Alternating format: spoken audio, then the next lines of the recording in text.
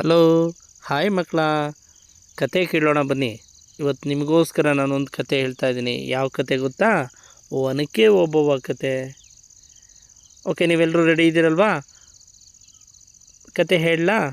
Okay, ನೀವೆಲ್ಲ ಹಾಗಾಗಿ ಹ್ಞೂ ಅಂತ ಅನ್ನಬೇಕು. ಓಕೆ. ಒಂದು ಕಾಲದಲ್ಲಿ ಚಿತ್ರದುರ್ಗ ಎಂಬ ಸುಂದರವಾದ ಕೋಟೆ ಇತ್ತು. ಈಗಲೂ ನೀವು ಅದು ಚಿತ್ರದುರ್ಗದಲ್ಲಿ ನೋಡಬಹುದು. ಆ ಕೋಟೆಯನ್ನು ಧೈರ್ಯಶಾಲಿ ನಾಯಕರು ರಕ್ಷಿಸುತ್ತಿದ್ದರು. ಆ ಕಾಲದಲ್ಲಿ ಅಲ್ಲೊಂದು ಧೈರ್ಯಶಾಲಿ ಮಹಿಳೆ ಇದ್ದರು. ಅವರ ಹೆಸರು ಒನಕೆ ಓಬವ್ವ.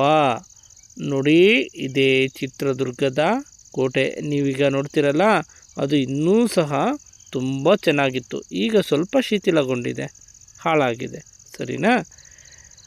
ಈ ಕೋಟೆಗೆ ಒಂದು ದಿನ ಶತ್ರು ಸೈನ್ಯ ಕೋಟೆಯನ್ನು ಆಕ್ರಮಣ ಮಾಡಿಬಿಡ್ತು.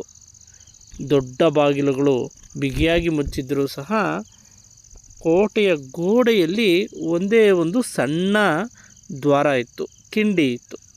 ಅದನ್ನು ನೋಡಿ ಶತ್ರು ಸೈನಿಕರು ಒಬ್ಬೊಬ್ಬರಾಗಿ ಒಳಗೆ ಬರಲು ಆರಂಭಿಸಿದರು. ನೋಡಿ, ಈ ಕಿಂಡಿ ಕಾಣಿಸ್ತಿದೆಯಲ್ಲ, ಆ ಬಂಡೆ ಸಂದಿನಲ್ಲಿ ಒಂದು ಕಿಂಡಿ ಇತ್ತು. ಅದರಲ್ಲಿ ಒಬ್ಬೊಬ್ಬರೇ ಬರೋದಕ್ಕೆ ಶುರು ಮಾಡ್ತಾರೆ ಶತ್ರು ಸೈನಿಕರು. ಆ ಸಮಯದಲ್ಲಿ ಓಬವ್ವ ಅಕ್ಕಿ ಕುಟ್ಟುತ್ತಿದ್ದಳು. ಆಗಿನ ಕಾಲದಲ್ಲಿ ಈಗಿನ ಥರ ಮಿಷಿನ್ಸ್ ಎಲ್ಲ ಇರ್ತಿರಲಿಲ್ಲ. ಭತ್ತನ ಅಕ್ಕಿ ಮಾಡೋದಕ್ಕೆ ಒನಕೆಯಿಂದ ಕುಟ್ತಿದ್ರು. ಅವಳ ಕೈಯಲ್ಲಿ ಒನಕೆ ಇತ್ತು. ಸಣ್ಣ ದ್ವಾರದಿಂದ ಶತ್ರು ಸೈನಿಕರು ಬರುತ್ತಿರುವುದನ್ನು ನೋಡಿದ ಓಬವ್ವ ಹೆದರಲಿಲ್ಲ.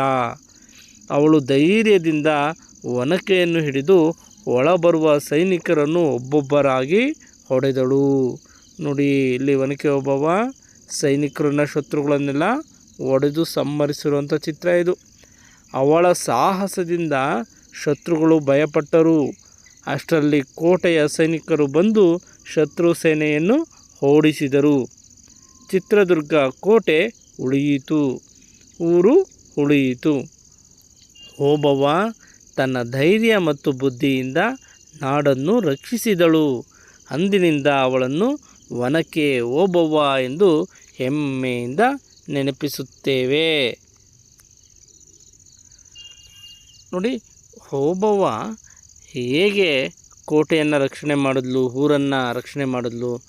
ಇದರಿಂದ ನೀವೇನು ಕಲ್ತ್ಕೊಂಡ್ರಿ? ಈ ಕಥೆಯ ಸಂದೇಶ ಏನು ಮಕ್ಕಳೇ? ಕಥೆಯ ಸಂದೇಶ ಅಂದರೆ, ಧೈರ್ಯ ಇದ್ದರೆ ದೊಡ್ಡ ಕೆಲಸ ಮಾಡಬಹುದು.